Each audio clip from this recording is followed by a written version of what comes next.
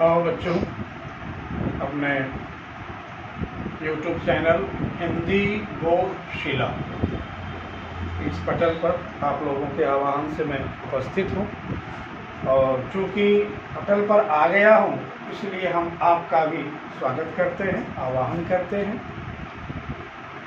बच्चों, आज का विषय जो है वो है र वर्ण का परिचय और प्रयोग।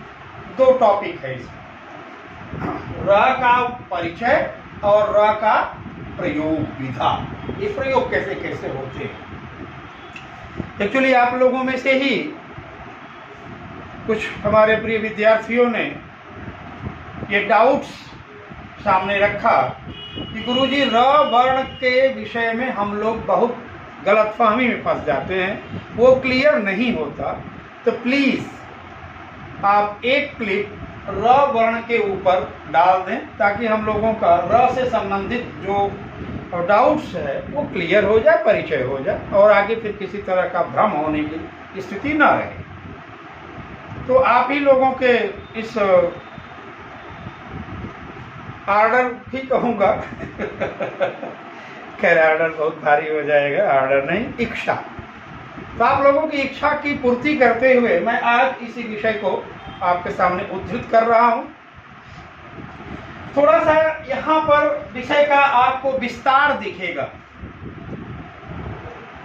ये विषय का विस्तार निरुद्देश्य नहीं, उद्देश्यपूर्ण है।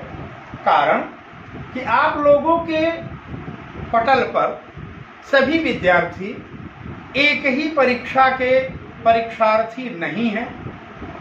सबके अलग अलग प्रकृति और स्थिति के अपनी परीक्षाएं हैं। किसी में कोई ऑप्शनल लेके बैठा है, तो कोई टीजीटी है, पीजीटी है, वनडे एग्जाम्स के हैं, आरओ के हैं, आरओ के हैं, पीसीएस के हैं, लोअर पीसीएस के हैं। तो मैं जब ये विषय दे रहा हूं तो इस विषय को इस दृष्टि से दे कि जिनको कम चाहिए उनको तो ज्यादा मिल जाए और जिनको ज्यादा चाहिए उनको भरपूर मिले, किसी का नुकसान न हो और इससे वनडे एग्जाम वालों की भी काफी सहूलियत मिल जाएगी और काफी डाउट्स क्लियर हो जाएंगे। तो मेरे बच्चों, मैं अपने विषय पर आता हूं सीधे, र वर्ण का परिचय और प्रयोग। सबसे पहले यहाँ पर आएंगे र वर्ण क्या है। कहते हैं इसका आधार मूल री है। अगर री का कोई आपसे पूछे कि र की उत्पत्ति किससे है, तो र की उत्पत्ति किससे है? री से है। री से र का निर्माण होता है। ठीक मित्रों, री से र का निर्माण होता है। कैसे होता है? एक मिनट हम आपको इसको दिखा देते हैं, क्योंकि ये यणाक्षर है। क्या है ये? यणाक्षर। हम इस पॉइंट को भी यहाँ पर उद्धृत कर दे रहे हैं, यणाक्षर की स्थिति। ये यणाक्षर कैसे है, क्या इसमें यण संधि का कौन सा लक्षण आया। तो बच्चों, यहाँ पर अगर आप गौर से देखेंगे तो हम जैसे मान लीजिए लिख दिया यहाँ पर छात्री प्लस आवास। ठीक बच्चों, तो यहाँ छा तो को मैंने तोड़ दिया, री आ गया बाहर, प्लस आवास हो गया। ओके, अब देखिए यहाँ भिन्नाक्षरे यण। जहां भिन्नाक्षर योग होगा वहां यण हो जाएगा। और यण क्या कहता है? ई को यणची, ई को यणची। इक प्रत्याहार, इक प्रत्याहार जैसे यहां पर हम लिख दे रहे हैं, आप ध्यान से देखिएगा। अ ई उ री ऋक क अक। तो ये अक है जो दीर्घ संधि में आया। ठीक, अब यहां पर हम यण संधि लाएंगे तो ये क्या कर रहा? इक, ई को यण, इक, ई से क तक, ये इक हो गया। ठीक मित्रों, तो अ तो खत्म हो गया, हलंत भी हटा दिए, ये भी हलंत हट गया, कितने बचे? 4।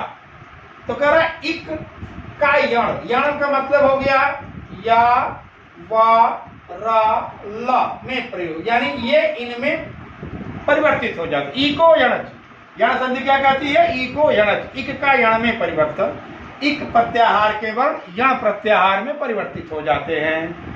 तो अब यहाँ पर देखिए, जब भिन्नाक्षरे यण हुआ तो भिन्न अक्षर आने के कारण ये जो री है, ये री इस अ के प्रभाव से, इस अ के प्रभाव से री र बन जाएगा, वो भी आधा। ओके, अब जब र बना तो हमने त को उतार दिया अपने जगह, तो भी आधा ही रहेगा, छ अपनी जगह आ गया, प्लस आवास। तो मित्र यहां पर संधि हो गई, त और र मिलेंगे, ये त और र दोनों ही इस स्थिति से यहाँ हलंत रूप में ही रहेंगे। छा को उतार दिया फिर मैं, प्लस क्या हो गया? आवास। अब त्र और आ मिलके क्या हो गया? त्रा। छा उतर जाएगा, वास शेष बचेगा, ये दोनों ही उतर जाएंगे, वास। अब इनको अगर सिरो रेखा मिला देंगे तो क्या हो गया? ये छात्रावास। क्लियर है कि री का परिवर्तन र से होता है। अतः र का जो मूल है, र का आधार मूल क्या है? र का आधार मूल री है। क्लियर? आगे यह यणाक्षर है, यह यण संधि का अक्षर है। यण संधि में कौन कौन आते हैं? तो आपको वर्ण पढ़ाते समय एकदम क्लियर कर दिया था, उत्पत्ति के आधार पर जब हमने आपको पढ़ाया तब भी, और स्वरूप जब पढ़ाया तब भी, कि यण संधि या यणाक्षर या स्वरीय व्यंजन, कई टॉपिक से हमने इसको क्लियर किया है। तो यहाँ यणाक्षर, यणाक्षर में कौन कौन होते हैं? या, र, ला, व, ये यणाक्षर होते हैं। ठीक है, तो यहाँ है यह यणाक्षर है, यानी इनका जो निर्माण है वह निर्माण किससे है? यण संधि से है। यण संधि के द्वारा र की उत्पत्ति होती है, इसका निर्माण यण संधि से होता है, अतः इसे हम यणाक्षर भी कहेंगे। इसका आधार मूल री है, जो यण संधि से परिवर्तित होकर र बनता है, अतः इसका आधार हम री को भी मानेंगे। दो पॉइंट क्लियर। अब आते हैं, यह अंतस्थी है। अंतस्थी किसके आधार पर? उच्चारण विधा। ये देखिए यहाँ उच्चारण विधा के आधार पर हम इसको अंतस्थी कहते हैं। अंतस्थी क्या है? इसको भी हमने वर्ण में क्लियर किया है पूरा, कि क से म तक जो वर्गीय या स्पर्शीय व्यंजन हैं वो कंठ और उसके ऊपरी स्वरतंत्रिका के अवयवों से बोले जाते हैं।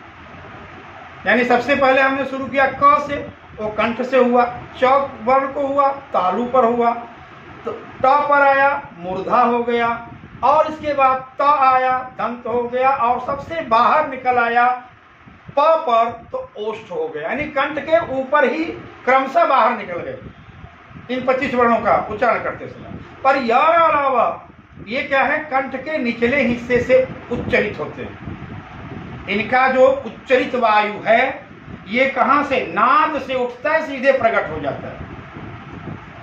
तो चूंकि इनका उच्चारण कंठ के नीचे से होता है, अतः इनको हम क्या कहते हैं? अंतस्थी। ये भी क्लियर है आपका? ये स्वरीय वर्ण है, ये स्वरीय वर्ण है। स्वरीय वर्ण का मतलब कि इस यार अलावा की उत्पत्ति स्वरों से हुई है।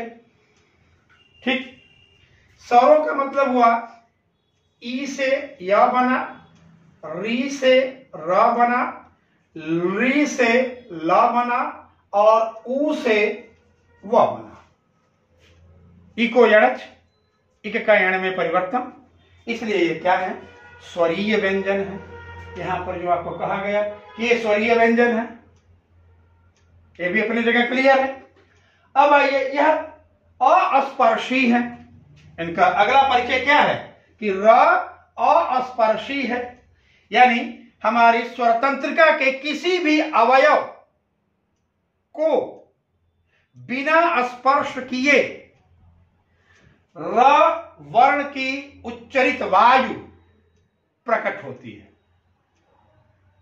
यानी र के उच्चरित वायु हमारी स्वतंत्रिका में कहीं भी स्पर्श नहीं करते, ये स्वर की तरह प्रकट होते हैं। किसकी तरह प्रकट होते हैं? स्वर की तरह, लेकिन बिना स्वर के प्रकट भी नहीं होते। अतः यहां स्वरीय हैं। क्या है? स्वरीय वर्ण है उत्पत्ति के आधार पर। ये अस्पर्शी है, बिना स्पर्श के निकलते हैं, इसीलिए इनको अर्ध स्वर कहते हैं। क्या बोलते हैं मित्रों इसको? अर्ध स्वर। अब ये अर्ध स्वर क्यों है? क्योंकि इनका जो उच्चारण विधा है उस विधा में ये स्वर की तरह उच्चरित होते हैं, पर बिना स्वर के उच्चरित नहीं होते। अतः इनमें आधा गुण स्वर का है, क्योंकि स्वर की तरह बिना स्पर्श के प्रकट होते हैं, और आधा गुण व्यंजन का है, क्योंकि बिना स्वर के उच्चरित नहीं होते। तो इनमें आधा व्यंजन और आधा स्वर का गुण होने के कारण इनका नाम क्या पड़ा? अर्ध स्वर। अर्ध स्वर। यहां तक क्लियर? इसका वर्णमाला क्रम में 27वां स्थान है। स्थिति क्या है? र का वर्णमाला में क्या स्थिति है? तो र वर्णमाला के 27वें स्थान पर विद्यमान है। 27वां है क्योंकि 25 तो स्पर्शी हो गए। ठीक, उसके बाद क्या आया? य र ल व। तो य र, य 26, र 27, ये 27वें स्थान पर स्थित है। अब आते हैं मित्र इस पर, यह चरण हलांत नहीं है। ये सबसे इंपॉर्टेंट। अब नीचे जितने आएंगे ये आपके लिए यहां से जुड़े हुए हैं। ये सारे के सारे कहां से जुड़े हैं? उस स्थान से जुड़े हैं। ठीक है, तो इसको मैं बेशक मिटा दे रहा हूं क्योंकि इनका क्रम लगभग पूरा हुआ। अब आते हैं इस पॉइंट पर, यह व्यंजन नहीं, यह चरण हलांत नहीं है। चरण हलांत को क्लियर करने से पहले हम लोग ये जान लें कि ये चरण क्या होता है, किसी भी वर्ण का चरण क्या होता है। तो मेरे मित्र, पहले हम लोगों को हिंदी लिखने की जो विधा थी वो कुछ इस तरह से थी, जिसको हम लोग 4 लाइन बोलते थे। वो इंग्लिश में भी आती थी, उसकी व्यवस्था अलग थी, और हिंदी में आती थी, उसकी व्यवस्था अलग थी। ये देखिए, ये यहाँ पर हम जिक्र कर दिया आपके सामने, और इस पर गौर कीजिएगा। इस रेखा को, इस बिंदु को शिरोरेखा कहते हैं।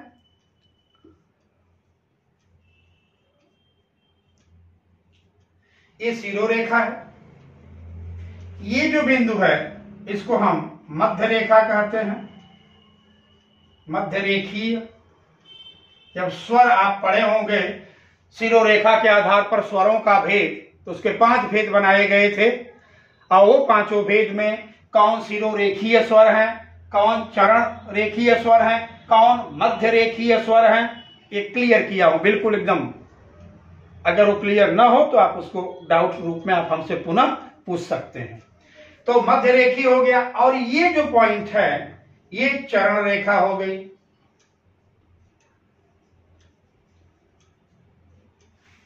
ठीक, क्लियर तीनों रेखाएं।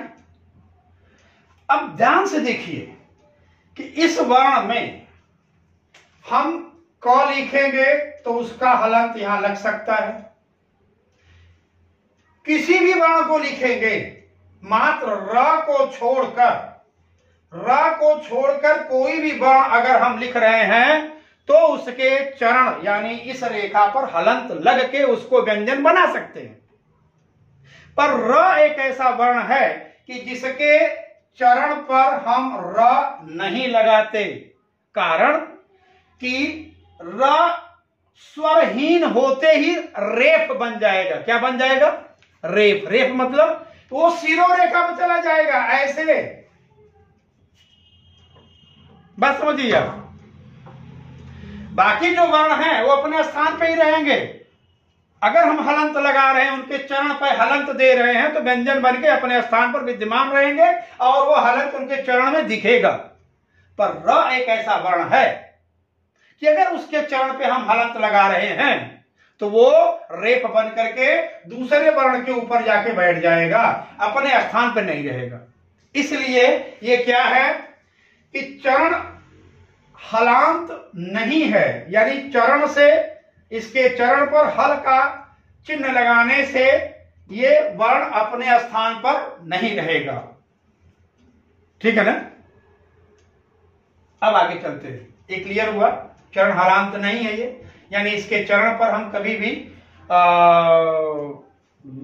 हल चिन्ह नहीं लगा सकते, क्योंकि हल चिन्ह लगते ही र क्या बन जाएगा? रेफ, यानी स्वर रहित। अस्वर रहित र रेफ कहलाएगा, जो अपने स्थान से उड़ करके अपने से दाहिने के वर्ण पर, व्यंजन पर नहीं, याद रखिएगा। अगर इसके आगे व्यंजन है तो ये र उस पर नहीं बैठेगा। 1 2 3 जहां उसको वर्ण मिलेगा उस पर जाके बैठेगा। अभी अगला टॉपिक है वो, अभी बताऊंगा आपको। लेकिन र चरण हलांत नहीं है। क्लियर? क्योंकि चरण हलांत होते ही शिरोरेखा पे चला जाता है, वो अपने स्थान पर नहीं रहता।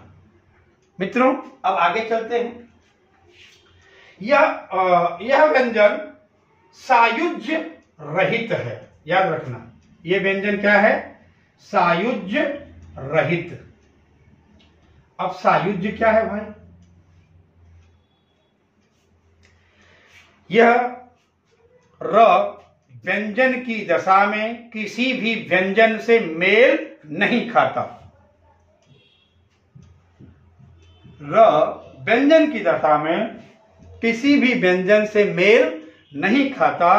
ये हमेशा किसी न किसी वर्ण को ही आधार बनाता है। इसलिए इसका यहां देख रहे हैं, व्यंजन सायुज्य। मेन पॉइंट क्या है? व्यंजन सायुज्य नहीं है इसका। र कभी किसी व्यंजन में नहीं मिल सकता, ये जान लीजिए। कैसे?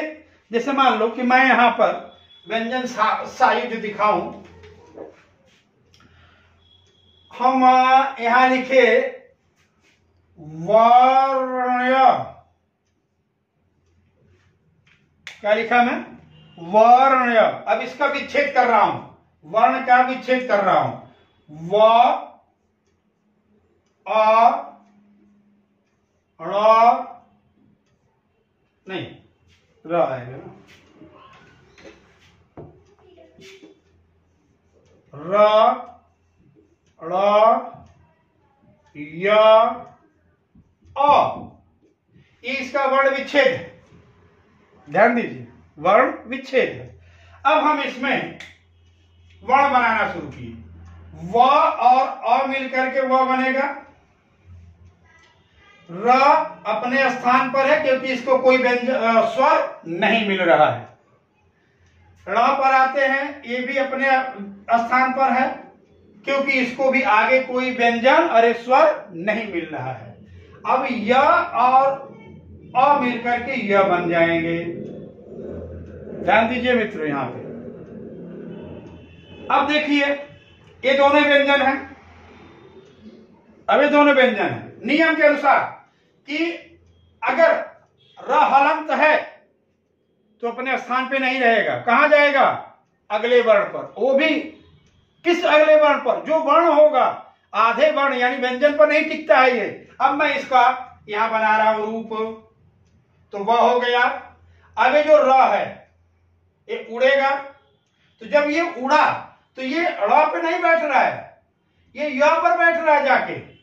यहां देखिए, ड़ को छोड़ दिया, य को बैठा। क्यों?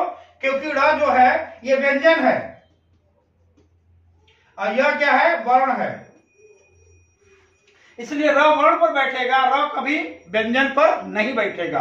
कारण कि व्यंजन सायुज्य नहीं है, व्यंजन के साथ इसका योग नहीं हो सकता। इसी तरह से चलिए एक दूसरा शब्द हम आपको दे रहे हैं, और उर्स्यान, उर्स्यान ये शब्द है आपके सामने, हम इसे भी तोड़ रहे हैं। देखिए इसको, र कैसे भाग रहा है और व्यंजन पर बैठ रहा है कि वर्ण पर बैठ रहा है। उ अपने जगह आ गया, त अपने जगह आ गया,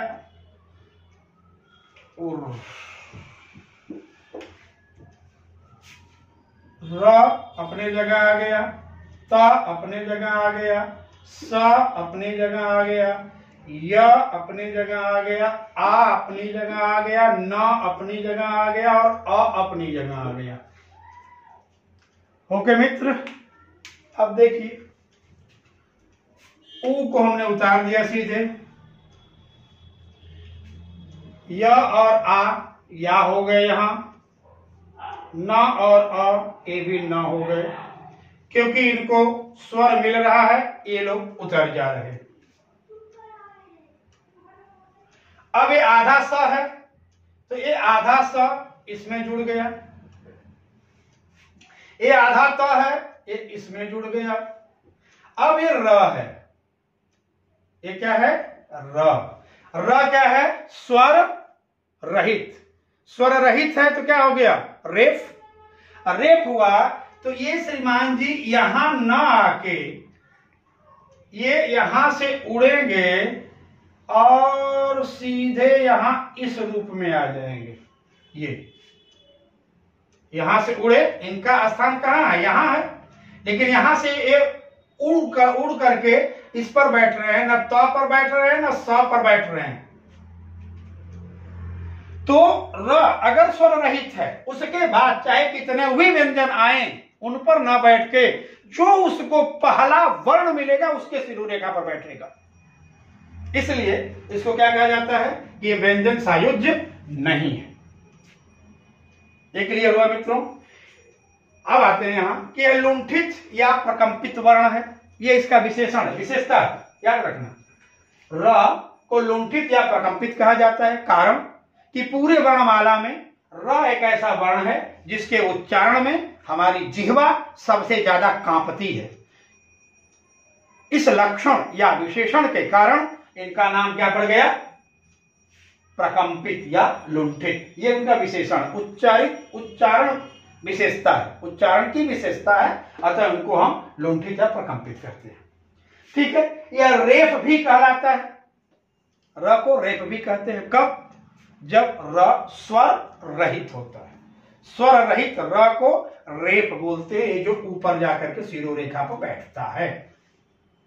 ठीक मित्र, अब ये हमारे जितने भी 1 2 3 4 5 6 7 8 9 10 11, ये 11 जो विशेषताएं हैं र की, वो आपके सामने हमने क्लियर किया। और मैं जहां तक समझूंगा कि आपकी परीक्षा में, वो चाहे नेट की हो, जीआरएफ की हो, या ऑप्शनल हो, या किसी भी स्तर की परीक्षा होगी जो हिंदी से संबंधित होगी, तो इससे ज्यादा आपको इसकी आवश्यकता नहीं होगी।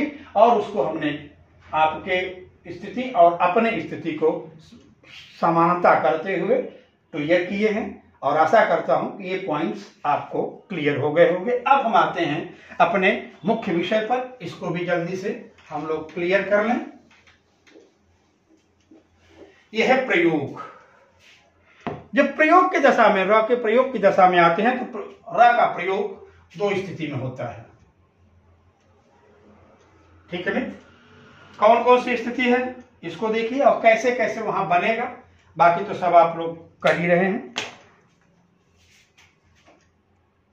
स्वर सहित और स्वर रहित, र की दोनों दशाएं हैं, स्वर सहित और स्वर रहित। स्वर सहित की दशा में अगर आप देखेंगे तो ये र के भी रूप में आएगा, ये इस तरह से भी आएगा, जैसे हमने प्र लिख दिया तो ये यहां इस तरह से भी आएगा, ठीक है। और ये इस तरह से भी आएगा, जैसे हमने ट्र लिख दिया। ये सारे के सारे क्या है, स्वर सहित की दशाएं हैं। ये स्वर सहित की दशा है। और यहां जब हम स्वर रहित होंगे तो शिरो रेखा पाएगा, यानी जो कर्क में लगा हुआ है ये स्वर रहित है। अस्वर रहित होगा तो क्या कहलाएगा, रेफ। ये रेफ कहलाएगा, यानी अपने से दाहिने व्यंजनों को क्रॉस करते हुए किसी वर्ण पर बैठेगा। अभी जो हमने यहां पर चर्चा किया था वो यहां पर हो जाएगा। अब इसमें लगने वाले, जैसे मान लो मैंने लिखा प्रसाद, तो अब अधिकतर बच्चे जो हैं अभी जो बात हमसे कर रहे हैं वो इसमें प को पूरा, र को आधा मानते हैं। कहते सर र आधा है, प पूरा है। तो आप लोग इसे जान लो, शिरो रेखा पर जुड़ने वाला वर्ण, ध्यान से सुन लो, शिरो रेखा पर जुड़ने वाला वर्ण जिस वर्ण में जुड़ेगा वह वर्ण आधा यानी व्यंजन होगा, और चरण रेखा पर जुड़ने वाला जो वर्ण होगा वो वर्ण होगा, पूरा होगा। जैसे मान लो कि मैंने यहां पर लिखा शुद्ध, शुद्ध। अब मित्र बताइए, सु को हटा दीजिए, आया ध। अब इसमें द आधा है कि ध आधा है? आप लोग हमेशा बोलते हैं कि नहीं सर इसमें ध आधा है, द पूरा है। तो इस सिद्धांत को याद रख लीजिए कि चरण रेखा पर जुड़ने वाला वर्ण, चरण रेखा पर जुड़ने वाला वर्ण पूरा होता है यानी स्वर सहित होता है, और जिसमें जुड़ता है, जिसमें जुड़ता है वो व्यंजन होता है। अब अगर शुद्ध को हम तोड़ेंगे तो जानते हो कैसे निकलेगा? शुद्ध का वर्ण विच्छेद इस तरह से होगा, श उ द ध अ। अब आप गौर से देखिए कि ये जो अ है किसको मिल रहा है, क्योंकि नियम क्या है कि स्वर अपने मूल स्थान से बाएं चलता है और व्यंजन अपने मूल स्थान से दाहिने चलता है। तो ध आगे बढ़ा, अ को आगे बढ़ा, तो ये दोनों मिलके क्या हो गए, ये पूरा न हो गए भैया ध। और स और उ को जोड़ दिया, क्या हो गए शु। अब द यहां आधे बचा ना, मिला के देखिए यहां पता क्या बचा, आधा। अब इस द में ये ध जुड़ेगा, कारण कि ये व्यंजन है, ये व्यंजन अपने स्थान से किधर जाएगा, दाहिने जाएगा। दाहिने जाएगा कौन मिलेगा, ध मिलेगा, क्योंकि ध के स्वर से ही उच्चारित होगा शुद्ध। लास्ट में अ आ रहा है ना, ये अ द के साथ आ रहा है कि ध के साथ आ रहा है, उच्चारण करके देखिए, शुद्ध ध के साथ अ आ रहा है। अतः यहां पर ध पूरा है और द आधा है। ठीक उसी तरह से र की स्थिति जब हम बनाते हैं, इस र की स्थिति में जो चरण रेखा पर लगेगा वो स्वर सहित होगा, इसलिए स्वर सहित र की ये परिकल्पना है। और जो शिरो रेखा पर जाएगा वो स्वर रहित होगा और वो रेफ की दशा में बनेगा। इसको जान लीजिए और बार बार 10, 20, 50 शब्दों का विच्छेद करके आप अभ्यास कर लीजिए। अब सबसे बड़ी जो समस्या है वो है इनकी और इनकी। यहाँ क्या होता है कि यहाँ बच्चों को ये नहीं पता होता है कि सर र की ये जो दशा और ये वाली जो दशा है वो र नहीं मित्र, ये र नहीं है, याद रखिएगा। ये हमेशा री है, ये जब भी लगेगा तो री की ही मात्रा होगी। ठीक है, जैसे हमने यहां लिखा गृह।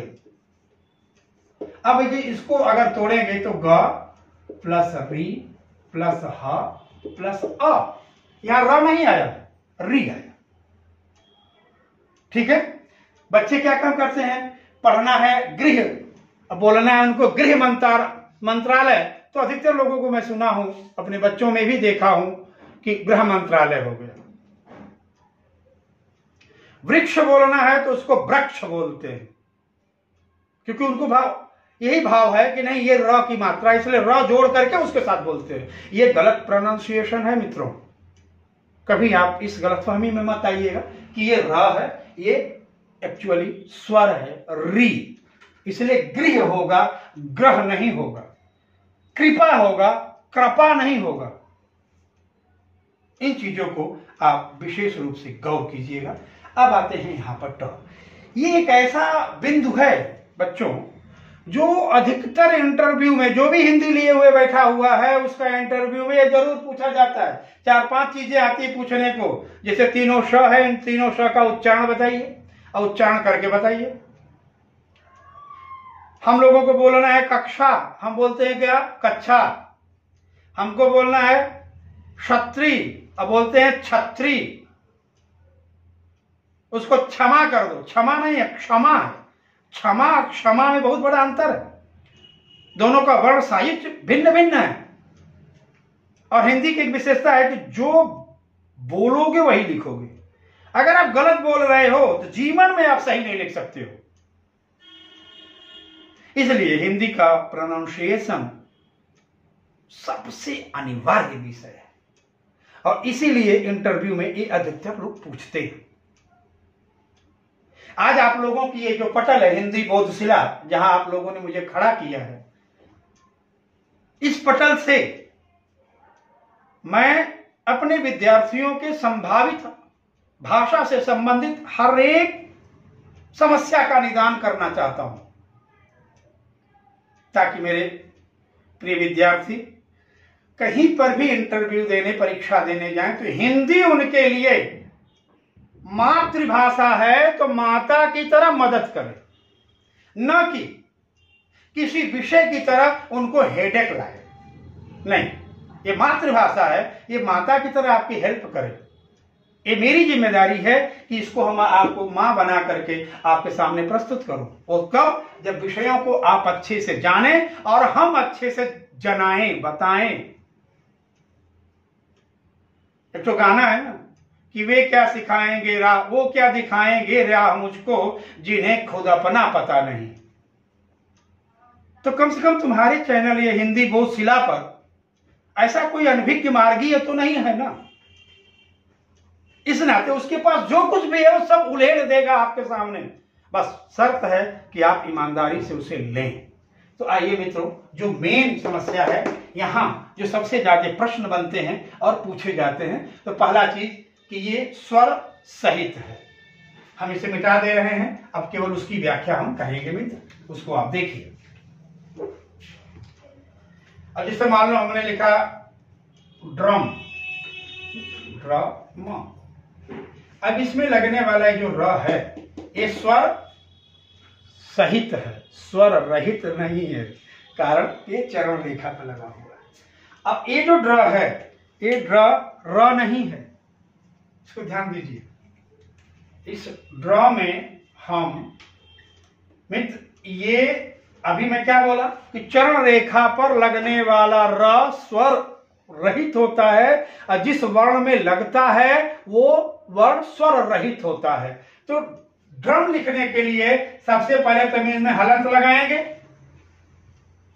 ये हलंत लगा तो व्यंजन हुआ, और जब ये व्यंजन हुआ तभी इसमें र लगेगा। तो अतः ये जो दोनों रेखाएं आप देख रहे हैं, इसमें दाहिने जाने वाली ये तिर्यक रेखा हलंत की रेखा है, हलंत चिन्ह है। ये क्या है? हलंत चिन्ह, हलंत है। और ये क्या है? ये र है। चूंकि, ध्यान दीजिए, चूंकि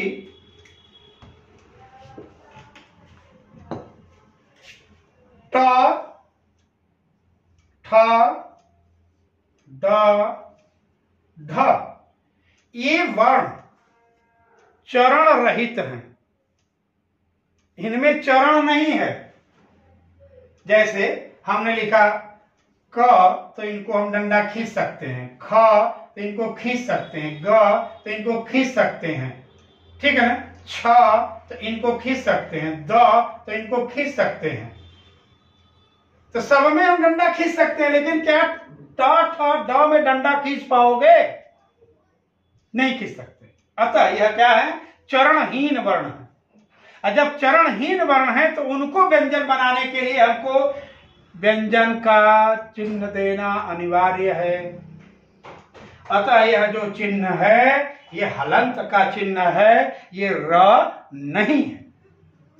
अब इनको हलंत बना के यानी व्यंजन बना के, ट को व्यंजन बना करके ही हम र का उपयोग कर सकते हैं।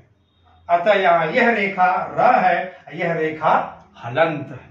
क्यों ऐसा है? क्योंकि ये चरणहीन वर्ण है। ठीक है, चरणहीन वर्ण को व्यंजन बनाने के लिए हलंत लगाना जरूरी है। और अगर चरण है, जैसे मान लो क्र है, हमने यहाँ र लगा दिया, अब यहाँ हमको क में अब कोई हलंत नहीं लगाना है, कारण कि इनके पास चरण है और उस चरण के रूप को र ने ले लिया। ग्रह लगाना है तो हम ऐसा लगा देंगे। अब इनके नीचे हलंत नहीं लगाना है क्योंकि इनमें चरण है, पर इनमें चरण नहीं होने के कारण हमको यह हलंत का चिन्ह देना आवश्यक है। तो मेरे बच्चों, अब आपके हिंदी बोध शिला का जो पटल है, ये आप लोगों के उद्देश्य से आप लोगों के समक्ष प्रस्तुत है। यथा ज्ञान, यथाशक्ति, यथाविधि आपके द्वारा पूछे गए डाउट्स और निवेदित विषय पर हमने चर्चा किया। विश्वास करता हूं कि आप लोग इसको गहनता के साथ मनन करेंगे, चिंतन करेंगे, पठन पाठन करेंगे, ताकि ये सारी विषय आपको अपनी संपत्ति की तरह लगे।